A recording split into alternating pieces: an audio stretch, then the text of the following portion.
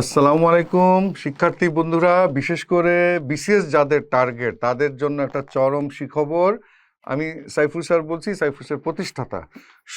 সুখবরটা আমি দেখিয়েই দেই যে এটা বইটার নাম হলো বিসিএস, এই যে প্রজ্ঞা বিসিএস রিটেন ইংলিশ। মানে একটু খুব খেয়াল করে শোনো, রিটেন যে বিসিএস এর রিটেন, আর তোমাদের যারা টার্গেট যে আমি foreign cadre, admin cadre, police cadre, মানে একটা আমলা হব, তুমি এটা খুব মন দিয়ে শুনতে হবে, তোমার নিজেরই ফায়দা হবে।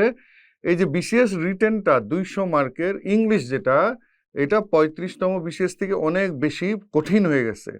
হ্যাঁ, যে আন্তর্জাতিক যে আইএলটিএস, জিআরই, জিম্যাটের মতো বড় একটা প্যাসেজ আসে, এটা যেগুলা যেই প্যাসেজটা এসএসসি এইচএসসি ভর্তি অন্য কোথাও লাগে না বা এগুলো আসে না, এবং এটা এত কঠিন, এটা আসলে ওই প্রিলিতে সফল হওয়ার পরে রিটেন এই মধ্যে যে 4 মাস, এই মাসে এই এই দক্ষতা অর্জন করা যায় না।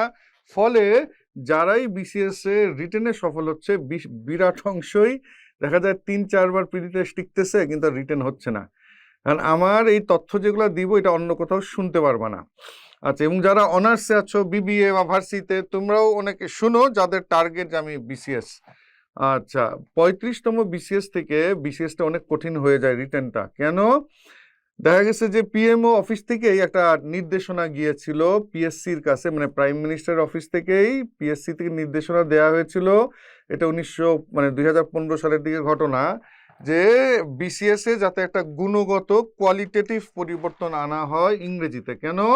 যে আমাদের আমলাগণ যখন ওই জাতিসংঘ, ইউরোপ, আমেরিকা, তারপরে ইন্ডিয়া, শ্রীলঙ্কা, চায়না, বিভিন্ন দেশের আমলাদের সাথে কোনো নেগোসিয়েশন করেন, আলোচনা করেন, কারণ আমরা তো জানি আমাদের স্পিকিং, রিডিং, রাইটিং আমরা দুর্বল। এই দুর্বলতার কারণে ওই বিদেশিদের সাথে আমরা সমান তালে আলাপ করতে পারি না। তা ওই যে আমাদের বিদেশি যে কাউন্টার পার্ট বলে, প্রতিপক্ষ, আমাদের আমলারা এটা পারেন না। এটা কারো ব্যক্তিগত দুর্বলতা না, এটা আমাদের সিস্টেমের একটা দুর্বলতা। এই কারণে আমরা দুর্বল রয়ে যাই বিবিএমবিএ করার পর, আমলা হওয়ার পরও। তো অতএব, এবং দেখা যায় ওই দুর্বলতার কারণে নেগোসিয়েশন আমরা চালাতে পারি না, আলাপ করতে পারি না সমান তালে, ফলে অনেক বিব্রতকর অবস্থা সম্মুখীন হইতে হয়।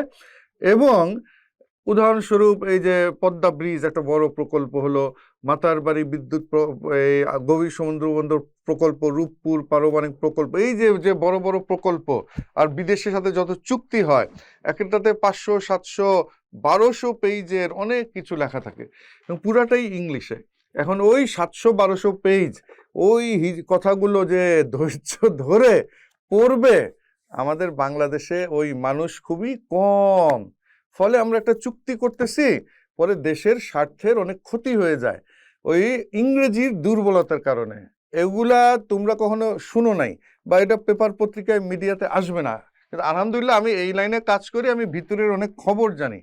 তো এই তথ্যটা কেন দিচ্ছি? তো এই কারণে ওই যে 35তম বিসিএস থেকে পিএসসি, ওই যে পিএমও অফিসের ওই নির্দেশনায়, এই ওইটা নির্দেশনাটা পেয়ে পুরাটাই অনেক চেঞ্জ করে এই যে 35তম বিসিএস থেকে শুরু হয় 200 মার্কের রিডিং। 100 মার্ক হলো বড় প্যাসেজ, ওই বড় প্যাসেজটা কেন্দ্র করে 10টা কোয়েশ্চেন, আর আরো 100 মার্ক ওইটা হলো বড় বড় ট্রান্সলেশন, বড় বড় বাক্য। ওই যে ইংলিশ বই দেখলে বাঙালির জ্বর উঠে, কেন? আমরা বাক্যের অর্থ বুঝি না।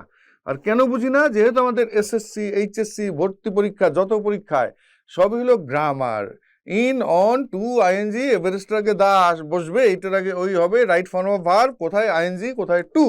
হ্যাঁ, এগুলা দিয়ে দুনিয়া চলে না।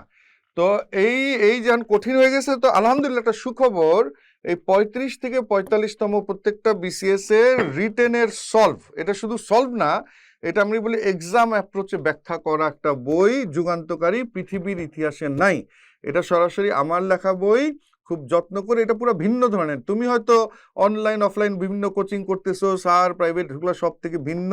এবং যারা কিনা এই যে এখন পরীক্ষা দিবা, মাত্র তোমার পরীক্ষার হয়তো আর 20 দিন বাকি, এই 20টা দিন, 10টা দিনও যদি এই বইটা পড়ো ইংলিশের জন্য, বিসিএস রিটেন ইংলিশ, তুমি অনেক উপকৃত হবা। তোমার মার্কস 10 মার্ক হইলেও বাড়বে, এমনকি যদি 2 মার্কও বাড়ে, ওই 2 মার্কের জন্য কিন্তু ক্যাডার এদিক সেদিক হয়ে যাবে। অতএব এই যে 450 টাকা দাম মাত্র, আর কুরিয়ার চার্জ ঢাকার মধ্যে 60 টাকা, ঢাকার বাইরে হলে 90 টাকা, এই টাকাটা তোমার উসুল হয়ে অনেক বেশি হয়ে যাবে, অনেক বেশি ফায়দা হবে। তো এখানে নাম্বারও দেওয়া আছে, তুমি এই নাম্বারে ফোন করে অর্ডার দাও।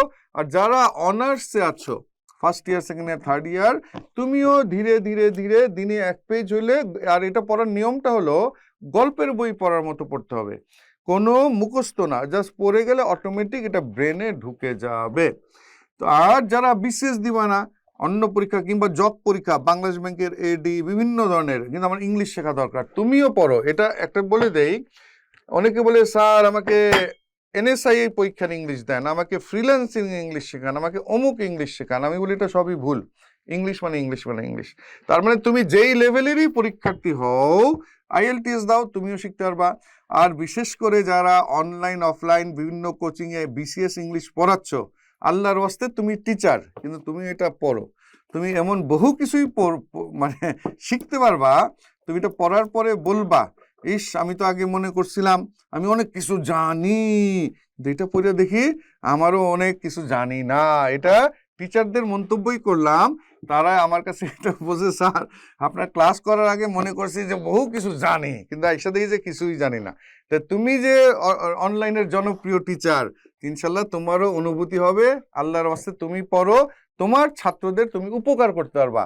না হলে তুমি যে তোমার ছাত্রদের শুধু গ্রামার পড়ায়া আর খালি বলতেছো স্কিম করবা, স্ক্যান করবা, এই করবা, ওই করবা, এই করে ছাত্রকে জব করে দিচ্ছ, এটা তোমার হুশ হবে এটা পড়লে। তো সবার কল্যাণ কামনা করে বিদায় নিচ্ছি। আল্লাহ হাফেজ।